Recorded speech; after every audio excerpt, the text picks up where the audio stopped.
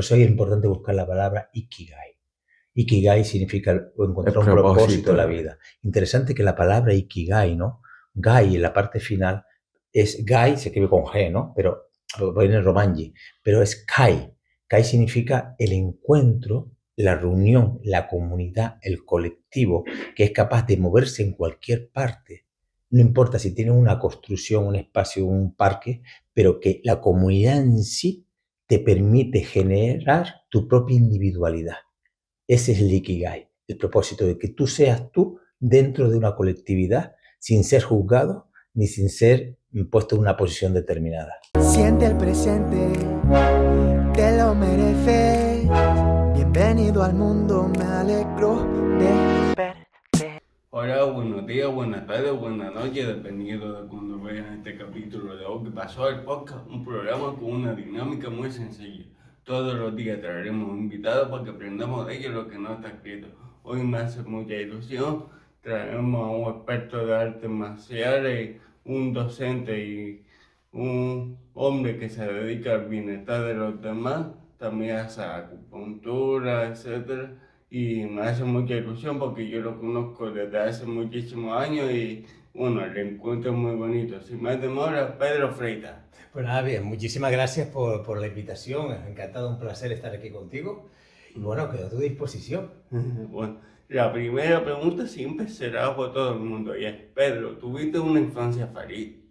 Vale, yo tuve una infancia, lo que no, como igual en aquel tiempo no recordaba si lo que era feliz o que no era feliz, ¿no? Evidentemente depende de los cánones lo que consideramos felicidad, ¿verdad, Jorge? ¿No? Porque para unas personas felicidad es tener algo que comer cada día, para otros es simplemente sentarse en una esquina y para otros conseguir objetivos, pues a lo mejor muchos mayores, ¿no?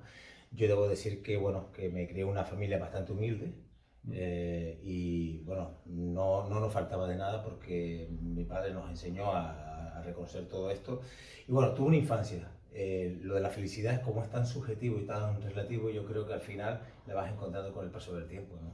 Sí, sí. Bueno, la pregunta va en torno a nivel más general, si era un niño que podía hacer lo de los demás, jugar en la calle, etcétera. Sí, yo me crié básicamente en la calle, sí. Claro, date cuenta que aquello era prosaico, no hay la digitalización que había en aquellos momentos y la comunicación era en la calle con los amigos y tu mamá y tu papá te llamaban desde el balcón, no había otra manera, ¿no? Creo entendido, tú naciste en la década de los 70. No, yo nací en 1965 en la Montañeta, en San Juan, en Telde, en la casa. No nací en un hospital, sino en la casa. ¡Qué bien! Sí.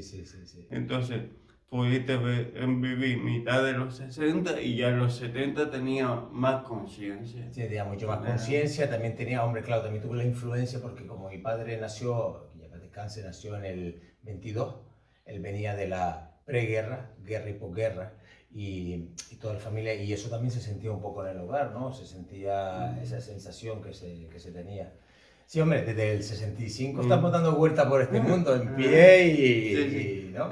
Bueno, la pregunta era, porque siempre se lo pregunto a gente que sí ha nacido en los 60 y en los 70, si pudiste vivir el cambio de la sociedad a medida que iba pasando la década, los 60, los 70, después ya la época después de Franco y todo esto, sí, hubo un cambio que pudiste ver la manera de vestir de la gente, etc. Sí, básicamente, Jorge, yo creo que al final en esas edades, como uno es tan pequeño, básicamente a veces no se da cuenta con todo ese tránsito y esa rapidez con la que está fugaz que pasan las cosas. Quizá uno lo veía yo a lo mejor, fíjate, puede parecer hasta cómico, ¿no? Pero uno lo veía en la televisión, ¿no? Cuando la televisión era en blanco y negro, lo pasó a Tecnocolor, estaban los nodos, cuando en Semana Santa no había televisión, todas esas cosas las veía y luego como fueron cambiando, y sí hubo como, diríamos que una parada en un momento muy determinado y de repente hubo un carrerón en el cual todo empezó a digitalizar de una manera que era casi incomprensible para uno, ¿no? Que no se manejaban aquellas estructuras, ¿no? Claro.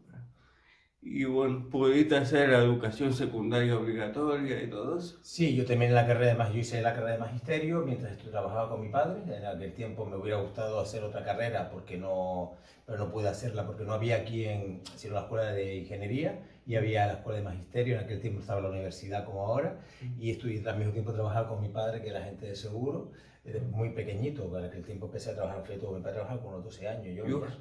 Y bueno, y terminé la carrera, pero bueno, sinceramente, para ser honesto, tuve una confrontación casi un poco directa entre mi personalidad y la carrera. Porque yo terminé las prácticas, las hice además en el Calero, en un colegio del Calero, y en el que llevé varios escritores, y hacíamos algo diferente, un estudio sobre la alimentación de los chicos, de los niños en el Calero, veíamos las deficiencias que había. Y me chocó mucho, quizás en aquellos tiempos, que el sistema era demasiado convencional, en el cual no te permitía cierta espontaneidad para que los niños desarrollasen su creatividad y el sistema era como muy llevado hacia la monotonía y a lo muy marcado y estructurado. Y yo, pues bueno, quizás por mi personalidad me gusta mucho el tema de ser más espontáneo, más artístico y más tener capacidad de crear, ¿no? Entonces, bueno, pues por eso un poco me salí de ahí y dentro de ahí, en todo eso, en la universidad, cuando estaba terminando la carrera, no era un buen estudiante, debo reconocerlo. Para esa carrera no era un buen estudiante y repetí curso al final en el último nivel. Y entonces ese último año me hice responsable del periódico de la universidad, de la Escuela de Magisterio. Y ahí ahí ya publiqué los primeros artículos de artes marciales, pero también dirigí los artículos que había en aquel tiempo y me encantó, ¿no? La comunicación y bueno. Bueno, pero ¿de dónde te viene ese amor por las artes marciales? ¿Ya desde niño tuviste referencia o algo? Claro, yo no empecé muy joven para las artes marciales, yo empecé realmente a los 14 años y se empieza mucho más joven, ¿no? Bueno, yo creo que hay varios factores. Un factor primero que era la moda de aquel tiempo, ¿no? Las películas chinas y Bruce Lee y todo este tema. Y después por otro lado también que yo creo que tenía muchas carencias. Me sentía bastante débil, siempre me consideré débil, quebradizo y eso me llevó a empezar un poco la práctica de las artes marciales, ¿no? Y bueno, eso es lo que buscaba en principio. Y luego es cierto, Jorge, que uno empieza buscando algo como técnico y luego te das cuenta que lo técnico realmente es una ínfima parte, que es la filosofía, la medicina, los valores, los principios, el encontrarte a ti mismo, todo eso, eso es lo que realmente te regala. Publicaste tu artículo, pero desde ahí tenía ya la idea de viajar a Japón. Claro, Japón, hombre, evidentemente. Yo practiqué primero un arte marcial coreano, el taekwondo, luego practiqué Sorin Kenpo, lo hice con un profesor de TELD y luego empecé a entrenar con Fuji Yamaguchi en Las Palmas y yo siempre tenía un kit kata ahí con Japón, pero también me pasó exactamente con el arte marcial junto con lo mismo que con la universidad. El arte marcial que practiqué finalmente es el Kenpo, que es maravilloso, es un arte marcial precioso que me encanta, pero llegué a un momento en el que chocaba porque no encontraba el punto de espontaneidad en el cual yo me podía expresar como yo era realmente. Entonces empecé en una búsqueda y encontré un maestro que venía a Barcelona, a Malgrat de Mar, a Cataluña, y de Suecia, que era pues el grado más alto y representante casi de mi maestro actual, Asumi Sensei, en Europa. Y lo conocí y a los pocos meses ya estaba en Telde. Vino acá a casa, hicimos primer curso en Telde, entrenamos y yo viajé a Japón en 1988.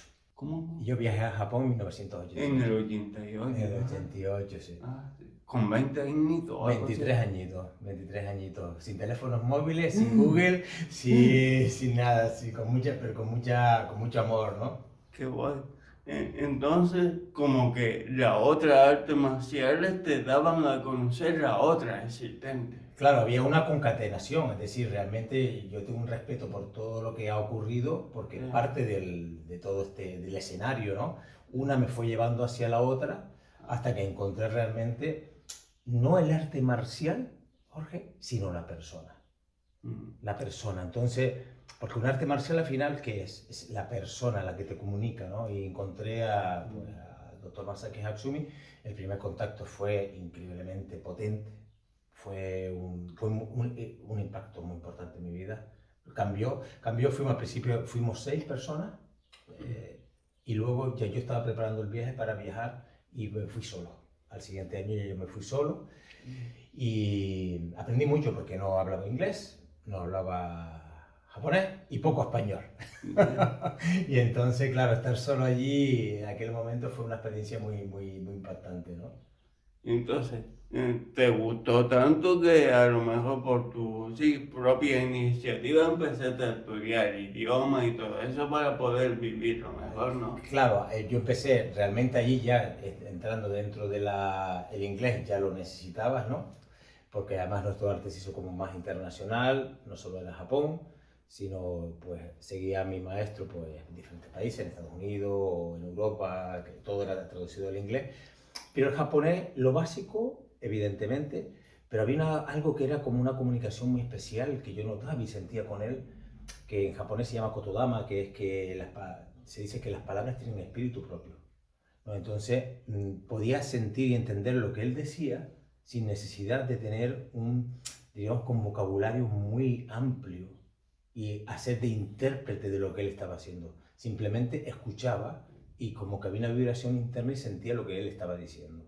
Y bueno, eso me sorprendía a mí mismo y al mismo tiempo me producía una sensación, un temblor interno muy, muy, muy hermoso, ¿no? Entonces, fue la arte marcial y eso es lo que te dio a viajar a todos estos países, ¿no? Claro, ocurre que yo voy en el 88 a Japón, luego el 89 creo que voy a Inglaterra, voy a Japón de nuevo, pero también voy a un Taikai, que él viene a un congreso que viene a Inglaterra.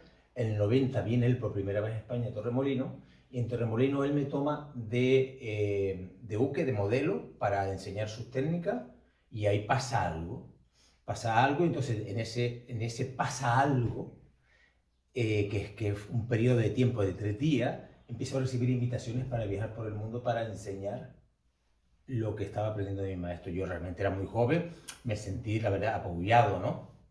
Y bueno, empecé a aceptar.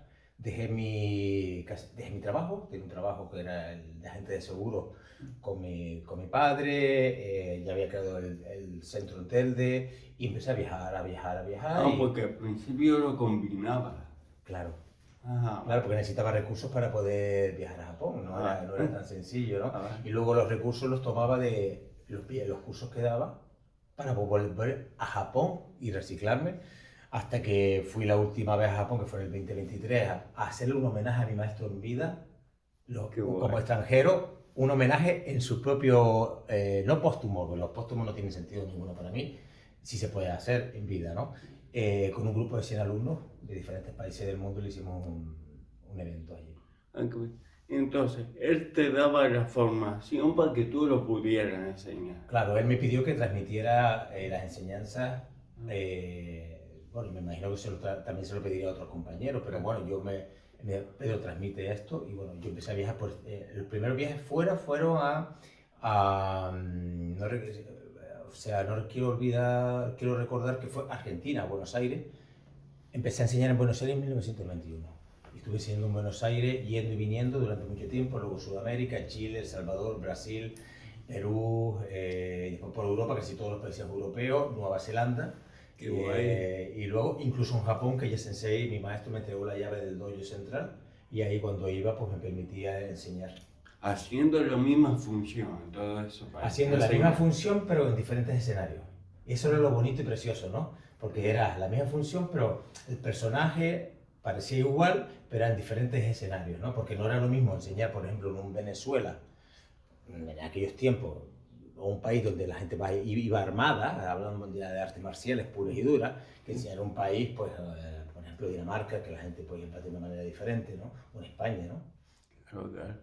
Y una cosa que me da respeto, sobre todo de la filosofía japonesa y todas las actividades japonesas, es que claro, se requiere tiempo, formación, tranquilidad, paciencia para aprender eso.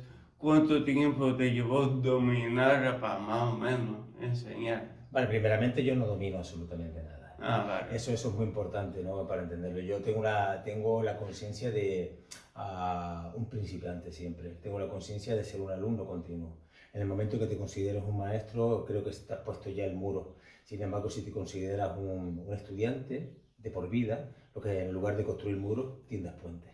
Qué bueno. Entonces yo creo que va más por esa línea, ¿no? Realmente, ¿no? Es decir, tener una conciencia de búsqueda continua. Mi maestro, hay una cosa, si me permite, Sí. hay un concepto en Japón de las personas que practican artes marciales que es que se ponen un nombre de guerra, por decirlo de alguna forma, se llama Bugo. Mi maestro me puso a mí un Ryu, que es el dragón de las nubes, pero su maestro le puso a él el dragón blanco. Y él durante su vida se cambió el nombre varias veces, respetando el primer nombre, y uno de los últimos nombres que usó era Hisamune. Hisamune, y los diplomas, las pinturas, todas las firmaba así. Hisamune significa el buscador eterno. Y eso me encanta, ¿no? La persona que es el buscador eterno y que tiene esa conciencia de búsqueda y de sorpresa y de niño, de inocencia, ¿no? Qué bueno, qué bueno. Vamos a profundizar un poquito porque cuando yo, lo estudié un poquito, claro, el ninjitsu, para que la gente lo sepa, es un arte marcial, pero enfocado a la defensa personal, ¿no? Claro. Ninjitsu es una palabra como que diríamos que al pasar todo el arte marcial a Occidente se han tenido que usar palabras que sean fáciles de pronunciar y fáciles de entender. Claro. El nombre realmente inicial era Ninpo Taijutsu. Pero antes de eso era Shinobi Ho. Es decir, tiene muchos nombres y actualmente el nombre, que Hasumi Sensei lo cambió en 1995, es Budo Taijutsu. Porque es el movimiento del cuerpo a través de la esencia y el camino de las artes marciales. Ahora, refiriendo al ninjitsu. Dentro del Budo Taijutsu hay diferentes líneas de aprendizaje y dentro de esas líneas de aprendizaje hay tres que se caracterizan porque utilizaban técnicas de lo que es conocido como el ninjitsu. Pero primero habría que preguntarnos, ¿qué es el ninjitsu? Porque claro, cuando alguien nos esté escuchando, nos esté viendo, ¿qué es el ninjitsu? Si ya se puede asociar, quizás hoy menos, pero o se asocia al manga o al anime, Sí. o se asocia a alguien encapuchado con una destreza muy determinada. No. Realmente un practicante de Ninpo, practicante de ninjitsu, lo que busca es la paz. Tiene una deuda de búsqueda con la paz. Ese es el camino realmente. Ahora se desarrolla una serie de adiestramientos físicos, mentales y espirituales que te sirven más en la vida que propiamente en el campo de batalla, porque afortunadamente, por ejemplo, nosotros en Canarias no estamos en guerra y no necesitamos entonces tener un concepto del combate real, pero otros países sí que la tienen, entonces, pero también tienen espacios para ser seres humanos sin estar en batalla. Entonces, ¿cómo vive un ser humano practicando el Ninpo? Ser capaz de llevarlo del tatami a la vida cotidiana, desde la deuda con la paz. Porque yo creo que todos los seres humanos tenemos una deuda con la paz. No es que tengamos que hacer la paz, es que tenemos una deuda con la paz. Tenemos que aprender, indagar e investigar cómo hacer la paz y no la guerra. Me recuerda esto de llevarlo a la vida real y aunque no sé si era Karate, creo que sí, la película de Karate Kid de Correcto. Jackie Chan, pues llevaba eso, le enseñaba al chiquillo como quitándose la chaqueta y como con cosas cotidianas para que se asimile a la técnica con acciones de la vida real. Claro, exactamente. Tú te refieres a la película Karate Kid de Miyagi, ¿no? Sí, realmente es que funciona así. Realmente los profesores tradicionales, como mi maestro también, mi maestro tiene ahora este año, cumple 95 años. Qué bueno. Él se retiró cerca de los 90. Y todavía, fíjate tú, retirado como anécdota, ¿no? Yo entré en Japón después de la pandemia, yo salí estando ya casi empezando la pandemia, salí de Japón. Estaba en Japón.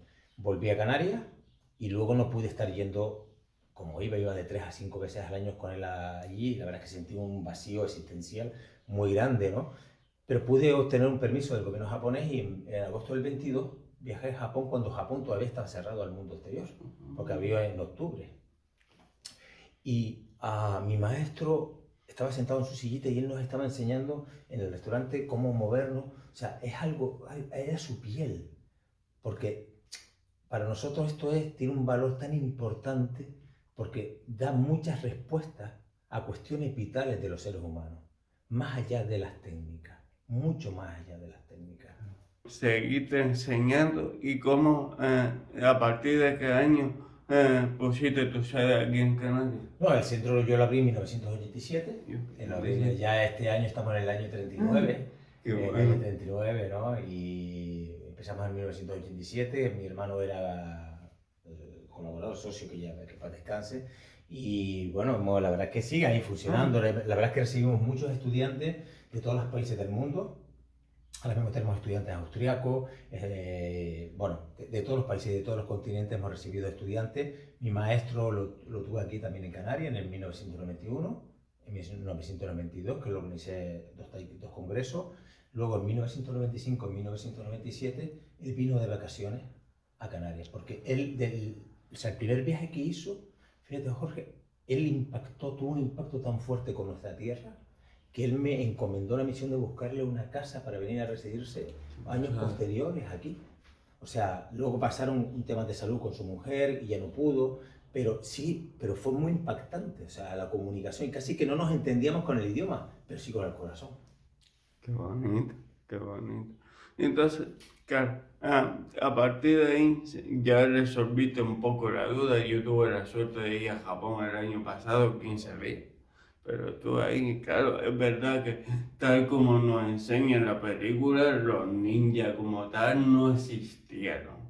Pero sí es verdad que como cuando estuve en su dojo tal, pues como había cierta arma o ciertos movimientos que se parecían, ya sea la voltereta o los shuriken, los kunai, etc. Entonces no sé si puedes resumir un poco el origen del ninjitsu real. Claro, eso sería como muy difícil. Es la verdad, pero ¿por qué es difícil, Jorge? Porque el Nimpo hacía referencia normalmente a técnicas que estaban escondidas, camufladas.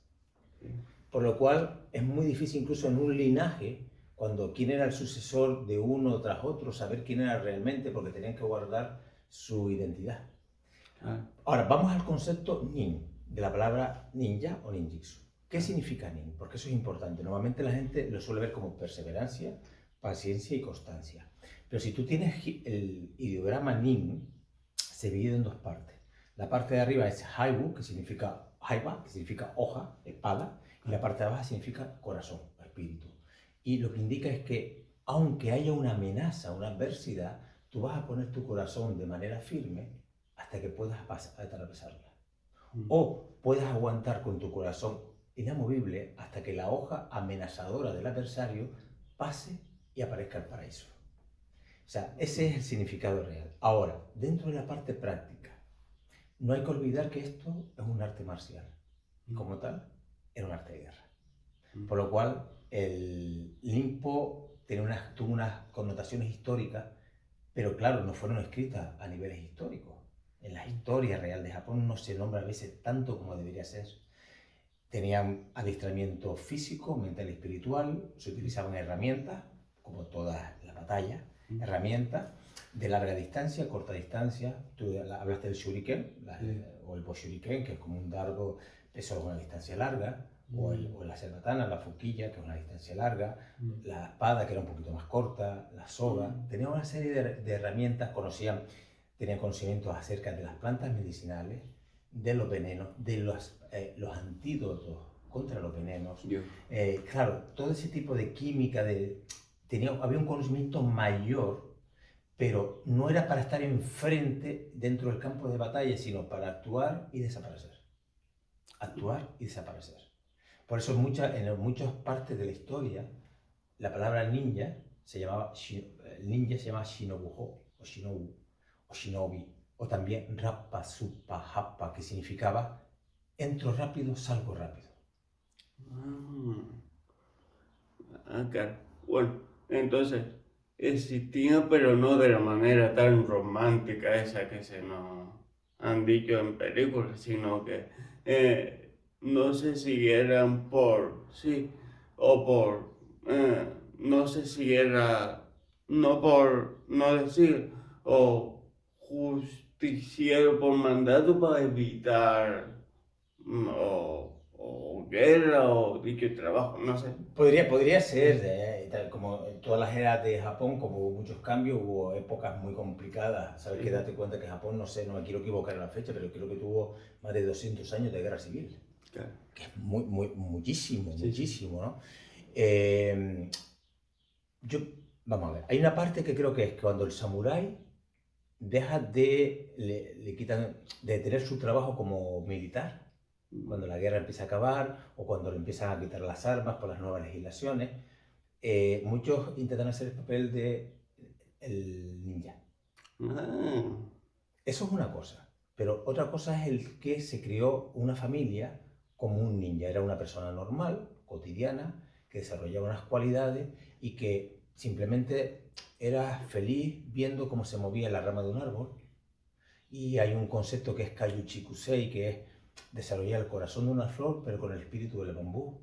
Estaba muy envuelto dentro de una filosofía muy romántica, muy metafórica, con un sentido muy profundo, pero evidentemente también tiene que ser práctico, porque todo no puede ser objetivo. Si tienes que proteger tu vida y proteger la de los tuyos, tienes que estar capacitado para ello. Claro. Tienes que estar capacitado para ello.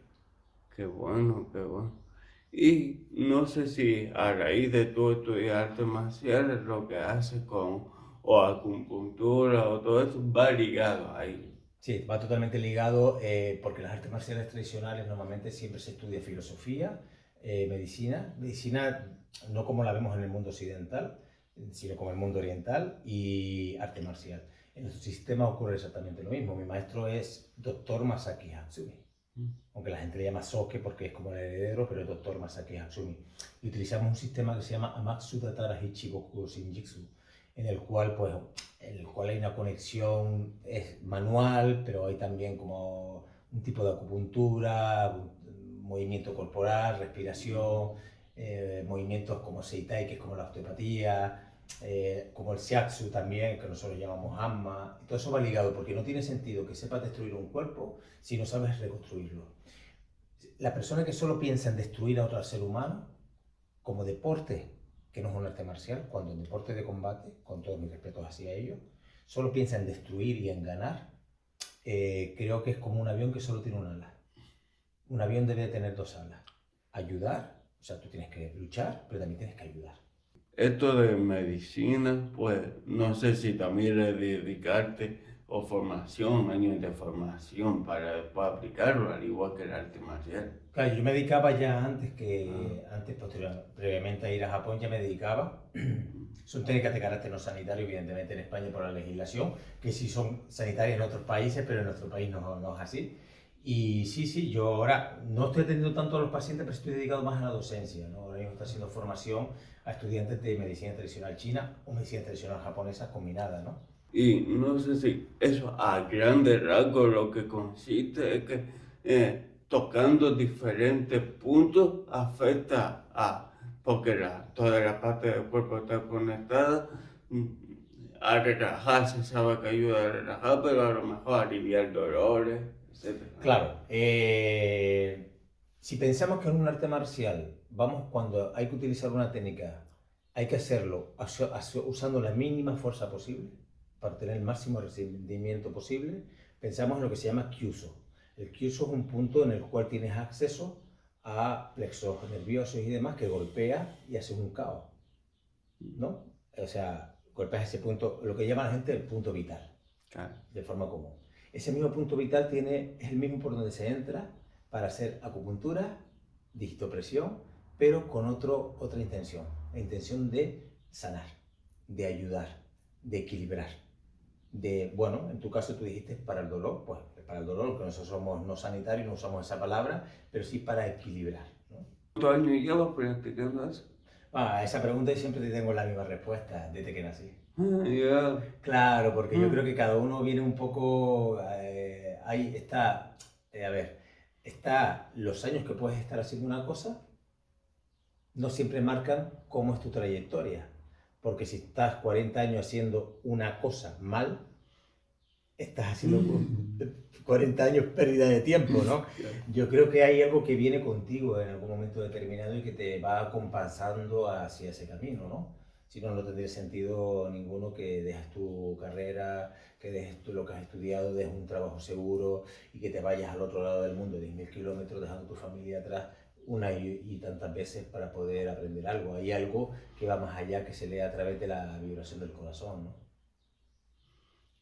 Vale. No sé si esto, el nacer con parálisis cerebral me ha dado una visión del mundo un poco distinta y sí valoro mucho la vida, pero a ver si tú, porque sí, lo hemos visto mucho en películas, pero tú estás en un arte marcial, a lo mejor te han explicado más de adentro en Japón este concepto y es el concepto del honor. El honor, la gente cuando sí, está en guerra y todo esto, valora el luchar y da igual si tengo que luchar a costa de mi propia vida. Yo valoro mucho la vida y yo creería que si aquí pues, estamos en guerra, yo valoro la vida de mis seres queridos y yo posiblemente iría a lo mejor una postura bastante cobarde, pero sí valoro mucho la vida. No sé qué tiene el concepto de honor japonés que sí, vamos a luchar por nuestra tierra, por nuestra familia y a ver lo que pasa, que con la misma salimos adelante, no sé. Sí, es una buena pregunta, es un buen planteamiento, un buen planteamiento. La palabra honor quizás a veces también está sobrevalorada, porque por ejemplo para mí es un honor estar aquí, Claro, pero no hace falta que estemos en un ámbito de guerra. claro. Es un honor total, yo me siento totalmente honrado poder estar aquí ahora contigo y poder charlar de persona a persona. Hay que pensar que los guerreros y las guerreras eran seres humanos más que nada, ¿no? El tema de la protección, Jorge, yo creo que es algo innato en el ser humano. Tú quieres proteger lo que amas, te quieres proteger a ti, Claro, quieres proteger lo que amas. Pero a veces es tanto lo que el espíritu compasivo, el espíritu benevolente que desarrolla, que a veces quieres proteger más al otro que a ti mismo. claro. Y eso es un balance que hay que desarrollar. También el tema del honor tiene que ser algo que viene de verdad de dentro del alma. No debe ser un concepto tan llevado a la ligera, porque, claro, es decir, por el honor, pero ¿por el honor de qué? ¿Y para qué sobre todo? ¿Para qué? El honor no justifica hacer ciertas acciones. No justifica hacer ciertas acciones. Honor es para mí es una sensación muy profunda que se siente en un momento muy determinado y que o te pone en el sentido común o te pone en el sentido colectivo o en el sentido individual. Entonces es un momento en el cual tú tienes que tomar una decisión, si es por honor o no, no lo llegas a saber, pero es como humana, ¿no? O sea, a veces no hay que ir tan extremista, creo yo, en mi punto de vista, por honor voy a defender a mí. No, yo no tengo que defender, con el respeto, yo no tengo por qué defender a mi país o a un líder si pienso que ese líder está llevando a mi país a la destrucción, a la guerra, a la batalla, al hambre, a la hambruna. No tengo por qué defender por honor a mi país porque así se me ha inculcado, ¿no? Significa que no tengo capacidad de apreciación personal. Yo defendería eso si pienso que se está protegiendo a los ciudadanos del país. Eso es otra cosa. Hay que proteger a los ciudadanos del país. Entonces el honor a veces también se confunde con lealtad, con fidelidad, con muchos conceptos, ¿no? Claro, pero eso sí, pero tú bien lo has dicho, no es lo mismo, sí, defender porque te vienen a atacar que tú ir a atacar, claro. Claro, bueno, realmente al final en combate, Jorge, ¿cuál es la diferencia? Es como dos gatos, cuando tú ves dos gatos que son los que están jugando, ¿no? Tú no ves quién empieza a jugar, tú los ves ahí entre ellos y tú ¿cómo sabes cuál es el que está atacando o defendiendo? Claro, hay un momento, lo que pasa es que hay algo previo, que es la motivación. Si la motivación es errónea, en cualquier conflicto, en cualquier situación de adversidad, incluso en cualquier materia diplomática, si la motivación es errónea y está basada en falta de coherencia, en el que lo que se siente, se dice, se hace y se piensa no coincide, pues el fruto que va a dar, porque la motivación es una semilla, el fruto que va a dar es una plantita a lo mejor que no te gusta, un árbol que no te gusta. Si la motivación es para que dé manzana, es para que dé manzana. Claro. Pero si tu motivación es que tú quieres que dé peras, pero tú plantas una semilla de manzana o de un cactus para engañar por falta de coherencia, entonces la motivación para mí inicial es primordial. ¿Qué te motiva a hacer esto? ¿Qué te motiva a ti a hacer este podcast maravilloso? ¿Qué me motiva a mí venir aquí y aceptar tu invitación? O sea, a mí me motiva la gratitud. Que tú me hayas dedicado tu tiempo para invitarme a esto, ¿no? Y como te decía, es un honor para mí estar aquí. Eso me siento muy honrado. Qué bonito, gracias. Bueno, y después, vale, yo tuve la suerte de ir a Japón, como había dicho, hace 15 días y vi un concepto súper guay que es una comunidad muy limpia. Ajá, muy limpia. Y a nivel colectivo, para encontrar una papelera y agüita. Claro, esto a nivel europeo no lo tenemos en plan de, claro, ya sé que pasó a raíz del accidente ese de los 90, de los atentados, quitar las papeleras y todo. Pero tiene una visión a nivel colectivo de dejar las calles limpias. Sí. Bueno, Japón, desde que yo lo conozco, es así. Japón es un país muy limpio, de forma general, muy ordenado y se respeta mucho los espacios que, no solo el tuyo, sino también el de los demás. Pues te quiero poner un ejemplo. Yo tuve un acto en este fin de semana en el que era una grada y cuando se terminó el acto, la grada quedó llena de basura. Bueno, yo no emito ningún juicio. No es lo que yo haría. Pero yo cuando veo Japón, que eso ocurre cuando termina un partido de algo y los propios espectadores recogen toda su basura porque lo dejan impoluto para el siguiente encuentro, eso me lleva al tatami. ¿Y por qué me lleva al tatami? Porque nosotros tenemos en el tatami lo que se llama el soji. El soji es la limpieza. Siempre después de cada clase, nosotros, aunque el tatami esté limpio, hacemos una barrida del tatami. ¿Y por qué? Porque primero es parte del entrenamiento es humildad, eres un ser humano igual que otro, y segundo, es un respeto hacia el siguiente grupo que viene, dejarle preparado el espacio para que ellos puedan practicar en un espacio pues, lo más agradable posible.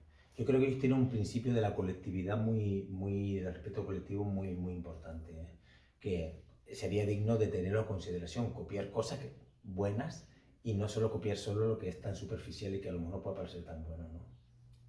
No sé si se lleva o está relacionado de alguna manera, lo lleva al terreno de las artes marciales, pero en la empresa se usa mucho el Kaizen y todo eso de la empresa Toyota y todo eso, las 5S para ordenar y todo eso.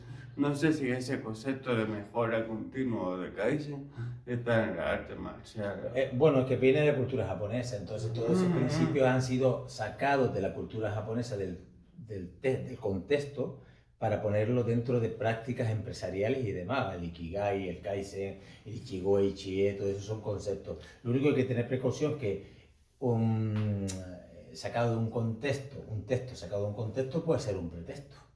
Claro. Y hay que tener cuidado cuál es el pretexto, realmente, al final, ¿no? Creo realmente, ¿no? Pero sí, en las artes marciales, claro, hay muchos conceptos filosóficos que además creo yo que se tendrían que tener más en consideración, no solo como si fuese una clase aparte, ¿no? Sino cuando tú estás haciendo una técnica y alguien cae al suelo y alguien te dice, a mí una expresión que me encanta mucho, además lo propuse en una ponencia que hice hace poquito, que es de una película Perfect Days, que te la aconsejo si no la has visto, una película japonesa, Días Perfectos, que es preciosa y que hay un señor, el tío, que está con una bicicleta por el río Sumida en Asakusa con su sobrina, y su sobrina le hace así como lo mira a los ojos, es una toma hermosa, le mira a los ojos y le dice, quizás la próxima vez, le dice la sobrina al tío, podemos pasar por aquí, ¿no?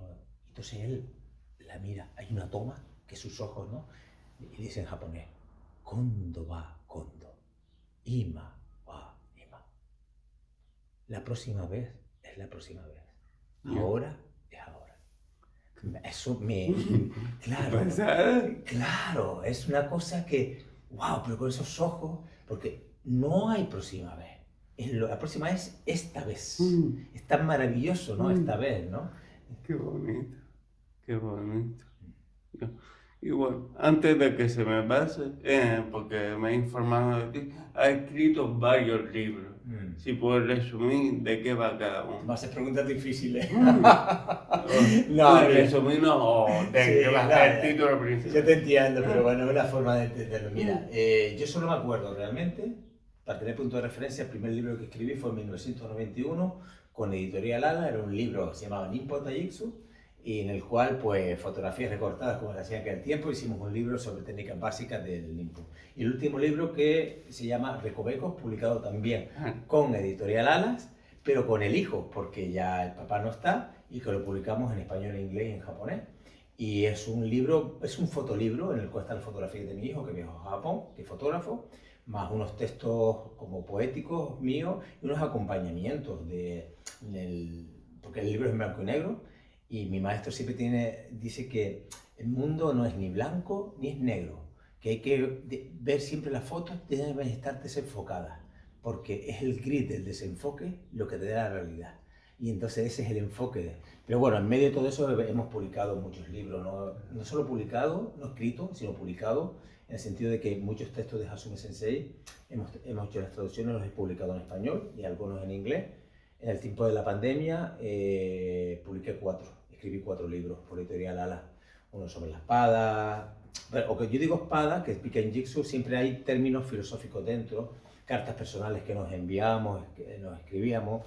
Otro que se llamaba El Cuervo de Tres Patas, que es como un ave de buena suerte en Japón. Otro la historia del Nimpo, otro se llama Kukishinden Ryu. Bueno, hay muchos, ¿no? En el medio. Bueno. Sí. Bueno, sí, a un escritor sí, potente, muchos libros, siempre he querido preguntar esto. Si te pones a full, ¿cuánto tardas en escribir uno? Vale, si me pongo a full, escribo el libro hoy. Ahora te quiero decir algo con esto, porque la respuesta fue espontánea. Yo no sabía que tú me ibas a hacer esta pregunta.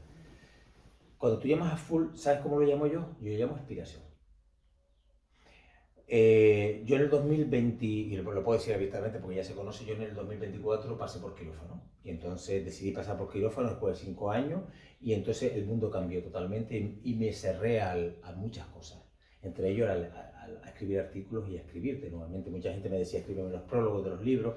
Yo no me apetecía y decidí, bueno, ahora quiero ser yo, no lo que los demás quieren que yo sea. Y tomé esa decisión. Pero de repente, tuve un flash con el libro Recovecos, ¿no?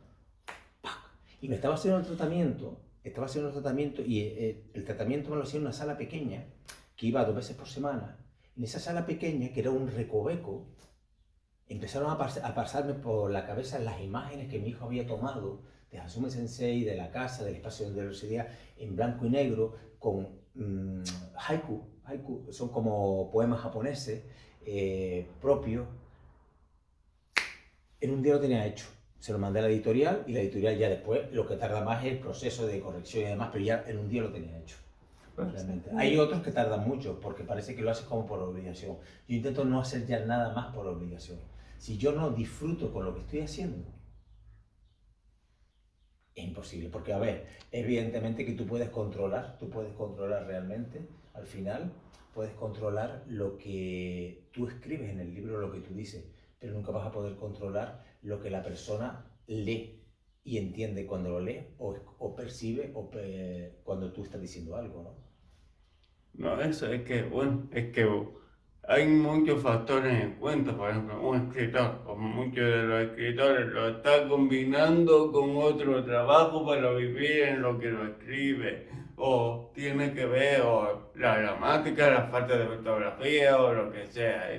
Entonces a lo mejor le lleva más tiempo pues editarlo y que quede decente. Sí, hay claro, también los profesionales, ¿no? Los que son profesionales realmente se dedican a eso. Yo no soy profesional de nada.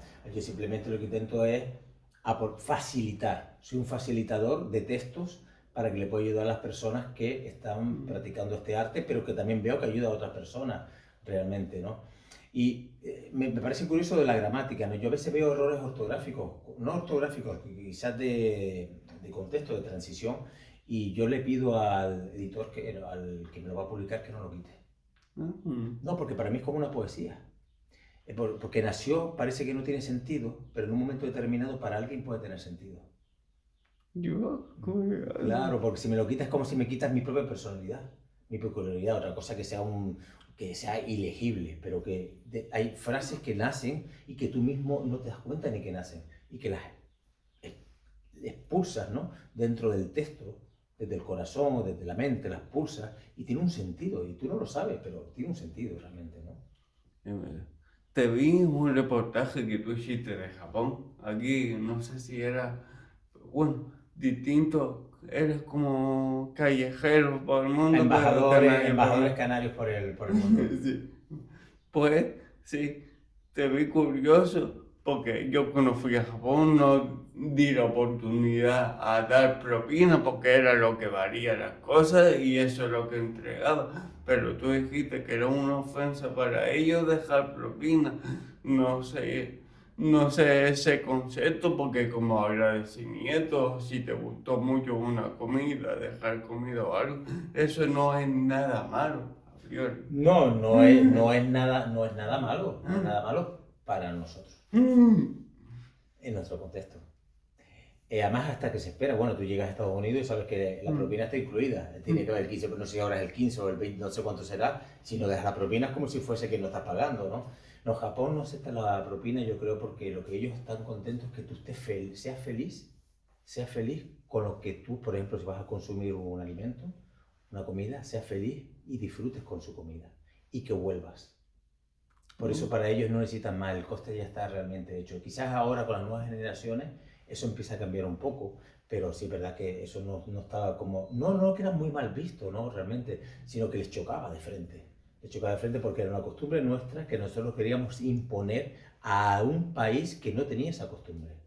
Y eso también hay que tener cuidado porque puede ser una forma de conquistar y colonizar sin darnos cuenta. Hay que respetar sus costumbres. Y no sé si dio pie a, bueno, tantos años de paz después de lo que pasó. Yo fui a Osaka, también vi el castillo de Osaka, y sí, que había muchas guerras civiles durante siglos y todo eso. Pero da pie y da el contraste de la parte moderna y la parte más, no forestal, sino más, ¿cómo decirlo? Más antigua de Japón junto a la moderna, que el hecho de los tiempos de paz hacen evolucionar al país, ¿no? Hombre, claro, todo hace evolucionar el país, la paz y la guerra, ¿no? Pero fíjate tú el concepto, tú dices, tú estás en Osaka, en el castillo de Osaka. Bueno, hay muchísimos castillos, también lo hay en Europa, hay muchísimos castillos. Pensemos, ¿qué es Japón? Japón es un archipiélago, son islas como nosotros. Claro. Y alrededor, fíjate todo lo que tiene. Tiene China, Taiwán, tiene todo alrededor. Es una zona geográficamente y geopolíticamente muy interesante. Por lo cual siempre se ha tenido que defender, aunque también ha salido fuera de la isla con mucho valor a luchar, pero se ha tenido que defender de posibles invasiones, ¿no? Es interesante porque cuando tú dijiste eso de los edificios altos y demás, a mí lo que se me viene una idea es que como un país que estuvo tanto tiempo en conflicto y se desarrollaron las artes marciales, han sido capaces de embriagar esa parte, ¿no? Con esa parte de la dulzura, la tranquilidad, la calma. Hace poco vino Nakajima Sensei aquí a Las Palmas, una profesora de muy alto nivel de la ceremonia del té. Bueno, tuve la fortuna de estar invitado a una ceremonia que hizo con el cónsul y demás. Una dulzura, una aprecio, un respeto, un modal. ¡Qué hermosura! Pero, claro, eso lo necesitaban para poder compensar tanta agresividad y tanta violencia desmedida. Eso me parece, y esa parte me parece a mí que es como un premio, ¿no? Realmente, ¿no? Sí, sí. Y después, bueno, son tan diferentes y tan parecidos al mismo tiempo, me explico. Por ejemplo, aquí en España, cuando vas a Madrid o al norte de España o al sur de España, ves, por ejemplo, al sur a la gente alegre, con música, tal, o en Madrid un poquito más serio, tal, que está donde está la empresa. Me pasó lo mismo, la misma apreciación en Tokio y en Osaka. En Tokio la vi como un poquito más seria, respetuosa, pero en Osaka hasta los adolescentes me chocaban con el puño los adolescentes. Sí, Osaka, es que Osaka es otro... Por casualmente yo tengo un alumno viviendo en Osaka fíjate tú, empezó a estudiar aquí, vive ahora en Osaka desde hace no sé cuántos años, y está casado con una chica japonesa y empezó entrenando con nosotros, que igual tú coincides de tu época, ¿no, David?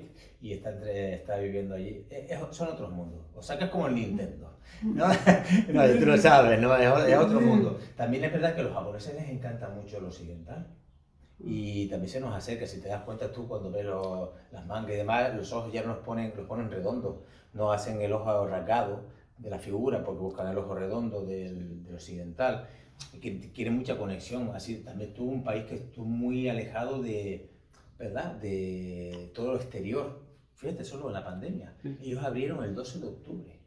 Fue el 12 de octubre del 22. 12 de octubre del 22. Ya había abierto el resto del mundo. Había abierto el resto del mundo. Sí. Y te da alegría cuando no has tenido la suerte de viajar antes, ves que lo mismo que ves o en la tele o en medios de comunicación es lo que te cuenta ahí. Por ejemplo, el río en medio de la calle de Dotonbori, creo que era.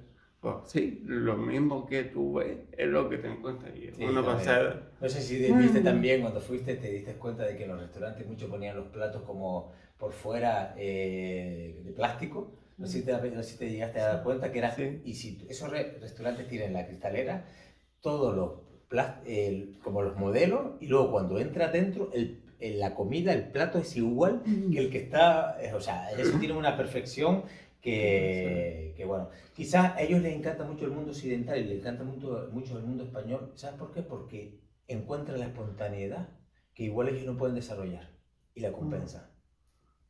¿Verdad? Es verdad. Y también nos damos cuenta que sí, son gente igual que nosotros que quieren disfrutar de la vida. Hombre, claro, totalmente. Yo creo que ellos están en ese concepto. Ahí además, fíjate que... no sé si conoces algunas palabras japonesas, pero bueno, la palabra japonesa clásica es decir muchas gracias, domo arigato, eso mexicano, o domo arigato. Hay una palabra más superior que es okage-sama de, que es cuando tú dices okage-sama de, es gracias, pero un gracias de alma a alma en el que gracias porque tú y yo nos hemos encontrado porque se ha dado una serie de circunstancias, unas personas se han cruzado nuestro camino que nos han llevado al mismo tiempo y el día ha sido maravilloso para que podamos estar aquí. O sea, es una gratitud profunda e inmensa, infinita, ¿no? Eso me parece que tiene esos conceptos que son tan agradables de entrar dentro de ellos, ¿no? Sí. No sé, me pareció gracioso, curioso y gracioso. No sé si he tenido la suerte, ¿vale? Hay una serie de cadenas de hoteles ahí y tal, pero yo tuve la suerte de ver el onsen ahí. Y no son como los jacuzzi de aquí. No. Aparte que queman mucho, que tiene la temperatura del agua es calentísima. Sí, eso es cultura japonesa. Sabes que está el público y después está la que tienen los propios hoteles, ¿no? Sí, claro. El público es el baño público, normalmente va todo el mundo allí. ¿Sabes cómo es normalmente? ¿Estás en el público o en el del hotel? Sí. Entré en el hotel, pero... Bueno, los públicos antiguamente estaban los públicos porque las casas no solían tener y está más limpio lo más limpio que te puedes haber encontrado.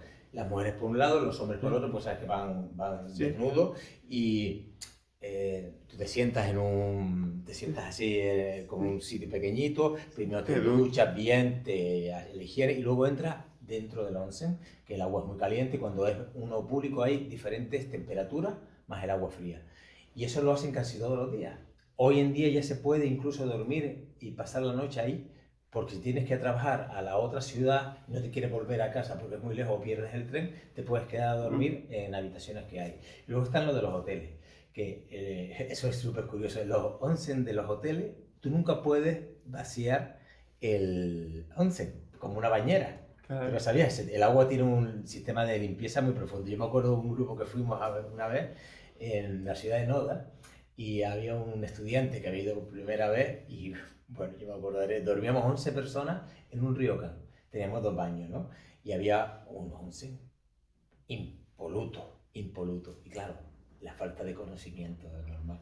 Y yo había llegado a entrenar y la señora que llevaba el ryokan o basan me decía, Pedro-san, Pedro-san. Yo no entendía mucho lo que íbamos todos como la pantera rosa detrás de ella por el pasillo, ¿no? Y claro, el estudiante había entrado y pensaba que era una bañera normal y había destapado y había tirado 100 litros de agua. 100 litros de agua, que eso es casi... A ver, allí el onsen es casi sagrado, ¿no? Y había tirado 100 litros de agua allí y él bañándose dentro de la ducha. Y mira, tuvimos risas para todo el viaje porque fue...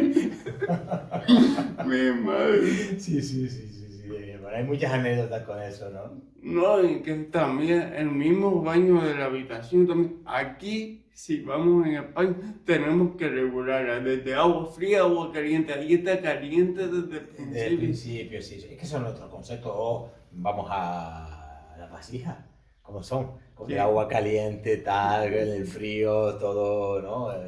Es que son diferentes Sí, conceptos. sí. No sé si, corrígeme si me equivoco, si tiene que ver a lo mejor las aguas termales o de los volcanes o de algo, o sea, el fluido de la... Sí, que no son las mismas aguas que tenemos aquí. Sí, y realmente los onsen, cuando tú los conoces realmente, están en zonas externas. Mira, si vuelves a Japón y no lo has hecho, no lo hiciste ahora, vete a un onsen exterior donde esté nevando al mismo tiempo que tú estás dentro de una roca real, volcánica, dentro del agua caliente propia, natural. Es una experiencia inolvidable. La sensación que se tiene. Es algo increíble. Sí, y es una cultura también de salud. Es una cultura de salud, poder darte cuenta que todos los días poder hacer eso, relajar la musculatura, relajar las tensiones, equilibrar el cuerpo, el riego sanguíneo, eso me parece algo muy, muy, muy, muy maravilloso, ¿no? No sé si te has topado con gente, no sé si, bueno, se habla mucho de los chinos y todo, no sé si también de los japoneses, de la parte oriental. Aquí se respetan los turnos laborales de 8 horas, más o menos. En efecto, hay horas extra y todo esto. Te estás arriesgando, ¿eh? Pero no sé si los japoneses tienen ese sentido de no quemarse trabajando o si trabajan mucho. Sí, sinceramente, yo creo que, primero vamos a partir de la siguiente base. ¿Cómo hacen ellos las huelgas laborales? No las hacen ellos no paran de trabajar. Ellos trabajan más para sobreproducir y destruir el sistema. Ah, Claro, cuando hay una huelga, normalmente allí, que son pocas las que bueno, si tú lo miras en la historia, buscas en la hemeroteca, hacen sobreproducción, porque al haber una sobreproducción, el sistema colapsa. Es al contrario que se hace aquí. Pero sí es verdad que también hay una cantidad de fallecimientos, de muertes, que se llaman sería aquí el efecto burning, pues quemado por el trabajo, fallecidos cerca hasta en el teclado, porque es tanta la responsabilidad que tiene que muchas veces no se marchan del trabajo hasta que no han terminado lo que tienen que terminar ese día. pasada. Sí, sí, a veces ocurre así. No es forma genérica, Sí. tiene una gran conciencia y una gran responsabilidad laboral porque saben que no solo depende para su familia, que también depende para el país. A mí, sinceramente, sí, me gustó mucho todo lo que vi. Y bueno, sí, hay zonas increíbles, tanto en la parte de ciudad y todo Shinjuku, todo esto y tal, y la parte de Osaka y todo eso, y el transporte público genial. Si tú tuvieras que elegir un aspecto de Japón que más valoras, ¿cuál sería? En todo su sentido, Sí, en, bueno, to- sí, en de todo su manera general. sentido, bueno, yo diría que el respeto y la educación.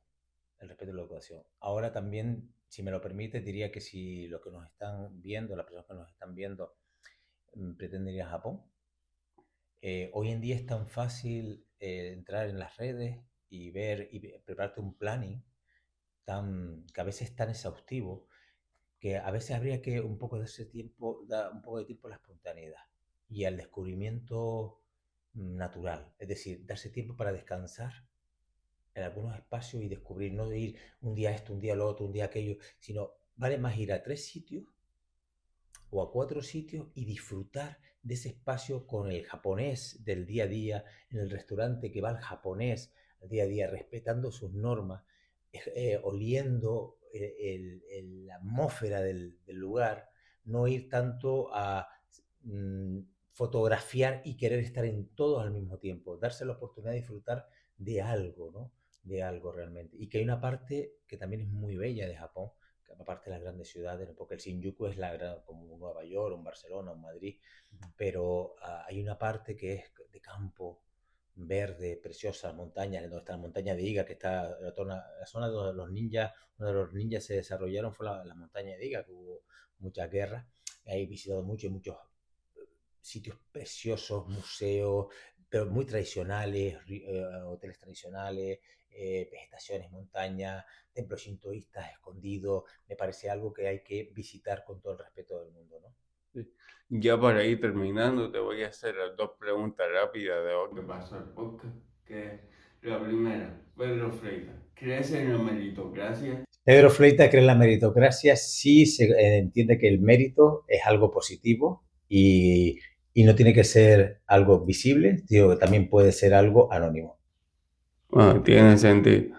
Pero ¿crees que hay que moverte? Y sí, hay que moverte y, o sea, porque hay gente que, claro, dice que quiere cosas y se queda sentado en su casa queriendo que lo pase, que hay que luchar por tus sueños. Yo creo que hay que trabajar, yo creo que hay que cuestionar. Mira, primero pienso que hay que valorar que todas las creencias que tenemos hay que cuestionarlas cada día, con todo el mayor respeto del mundo. Todas las que tenemos, uno por uno, no las que tienen los demás, sino las que tenemos nosotros. Y a partir de ahí salir de la zona de confort. Cada uno a la manera que pueda, según sus circunstancias. Pero salir de la zona de confort es uno de los grandes aprendizajes que hay realmente, ¿no? Y si me permite volver a los méritos, porque además como la pregunta fue así, Sí. Nosotros tuvimos un kick-cut ahí y lo podemos decir, ¿no? Claro. ¿Quién establece que es un mérito? Porque si yo necesito que otras personas decidan que yo tengo un mérito para alcanzar algo, no hablo de ese mérito. Yo hablo del que tú sientes que tú has trabajado y tienes méritos por ti mismo, sin tener que demostrar a los demás que puedes hacer, no que otros digan que tú tienes los méritos. Ya te entiendo. Que nadie juzgue que tú tienes los méritos, porque igual no tienen la capacidad, porque no llegan a ti dentro, realmente. Ya te entiendo. Exacto, exacto. Y la segunda pregunta, Pedro Freitas, ¿eres feliz a día de hoy? Yes. ¡Ay, so des! Sí, soy feliz al día de hoy. No solo soy, estoy. ¿Puedes argumentar o decir los motivos? Claro, evidentemente, mira, sí, evidentemente, en este momento, Ima wa Ima, como te dije antes, Kondo wa Kondo, Ima wa Ima, en este momento ahora me siento muy feliz de estar aquí. Sí. Es lo que me queda a mí aquí dentro. Vale. Es lo que me queda aquí dentro. La felicidad no creo que sea algo lineal, es ondulante. Como aquel lago, ¿no? El lago Biwa, que dice que cuando alguien se sube a la montaña, a la colina, y ve el lago Biwa en Japón, las ondas del agua son como las palabras, el espíritu de las palabras, que se llama Kotodama en Japón. Entonces que cada palabra tiene un espíritu propio y que da digamos que un feeling, una sensación profunda, pues igual. En estos momentos me siento muy feliz y muy contento de estar aquí.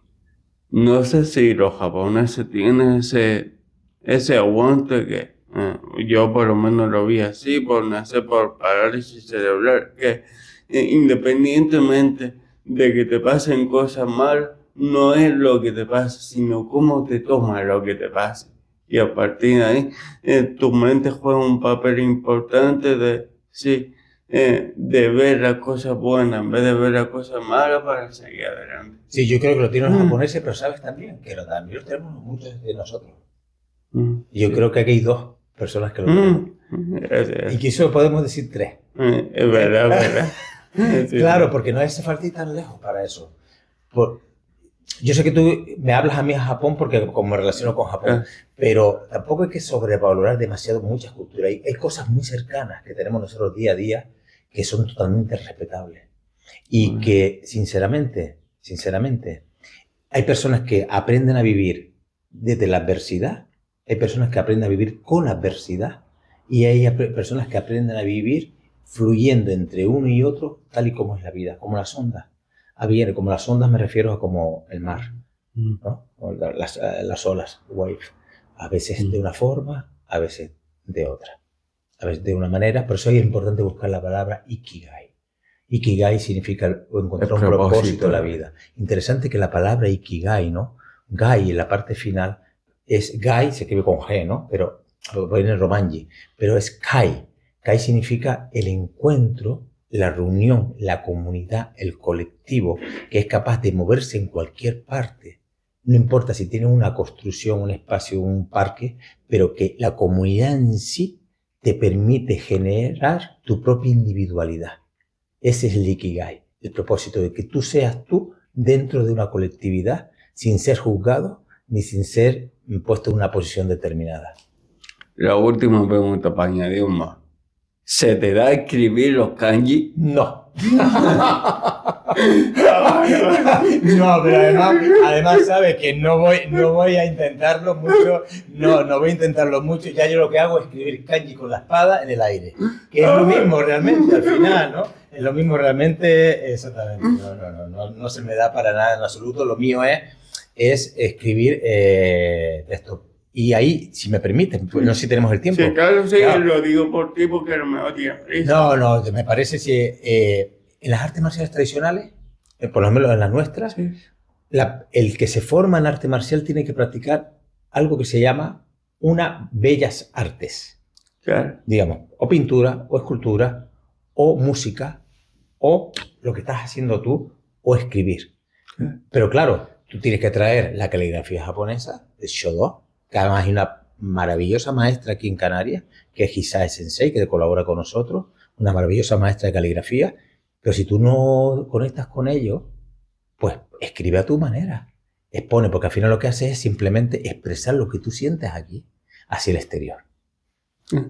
Yo tuve un alivio de decir en el transporte público japonés, porque una cosa son los kanji, la escritura de ellos. No sé si esta ganana, no me acuerdo, porque este tipo de escritura. Sí, ellos tienen el kanji, el katakana y el hiragana. El katakana son las palabras extranjeras que vienen del extranjero. El hiragana es como más circular y el kanji es la palabra china, que la puede leer un chino y un japonés, diferente pronunciación, mismo significado. Sí. Por la letra latina. Romanji. Sí, gracias a la letra latina, los nombres pude defender. Claro, ¿no? Pues ahora hay muchas facilidades. Yo cuando me acuerdo, cuando yo empecé a ir a Japón, en el 88, eran todo en kanji. En kanji y hiragana. Y digo, wow, madre, me las aprendí a las estaciones de memoria. Tenía que parar aquí. Yo solo ahí en el tren, todos te miraban, digo, oye, parece que soy el único extranjero. Me las aprendí de memoria. Después empecé el sonido de lo que decía. Nodashi, Nodashi es la ciudad donde iba, ¿no? Nuevamente. Me paraba. Luego me hacía mis esquemas en mi dibujito. Allí no había tablet ni tal. Todo eso me enseñó un poco también, ¿no? Y cuando tenía dudas preguntaba, porque yo iba a una ciudad que es Noda, ¿no? Donde había una señora mayorcita, dobladita, caminando y te decía, konnichiwa, buenas tardes, o por la mañana, ohayo gozaimasu, una sonrisa permanente, tan intensa, ¿no? Y tú le preguntabas a tu manera, quiero ir aquí, allí, y te decía, y ella iba contigo y te acompañaba ahí. Y digo, madre mía, qué maravilla, qué maravilla, qué maravilla, ¿no? También llegué en el tiempo que las puertas estaban abiertas.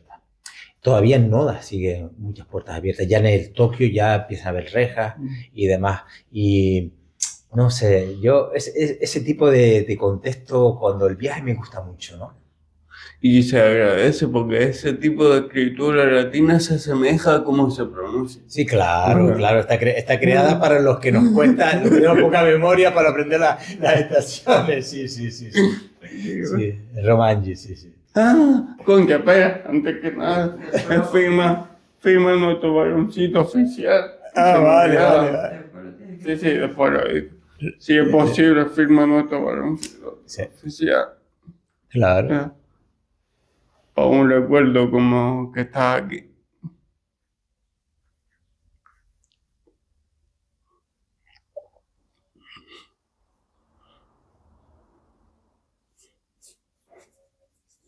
Día 20. Wow. 27. Sí. 27. 04 del 2026. Te lo puse en japonés. Kayo Chikusei. El corazón de una flor y el espíritu del bambú. Oh, qué bonito. Qué bonito, qué bonito. Kayo Chikusei. Ahí lo tiene. Aquí está, qué bonito. Pues muchas gracias. Nada, muchísimas gracias, un placer, me lo he pasado bomba, me lo he pasado súper, me lo he pasado Sí. súper. Qué guay, qué guay. Pues, sin más demora, muchas gracias por estar aquí con nosotros, ha sido un placer, muchas gracias por explicar todos los conceptos de manera tan honesta, divertida por momentos y tan terrenal para que la gente lo entienda. El placer ha sido mío, muchísimas gracias, sabes que puedes contar conmigo cuando lo necesites y bueno, domo arigato gozaimashita, so okage-sama de. Que gracias a personas como tú, este mundo es un sitio mejor. Muchísimas gracias. Gracias. Domo arigato. Domo detachimashite. Gracias.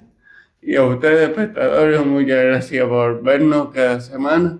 Ha sido un placer tenerlo. Y bueno, si pueden, suscríbanse, denle a la campanita para ver a gente tan maravillosa como Pedro Freitas. Y si es posible, un me gusta, como decimos los canarios, no se han agarrado. Bueno, venga, hasta luego. Qué bueno.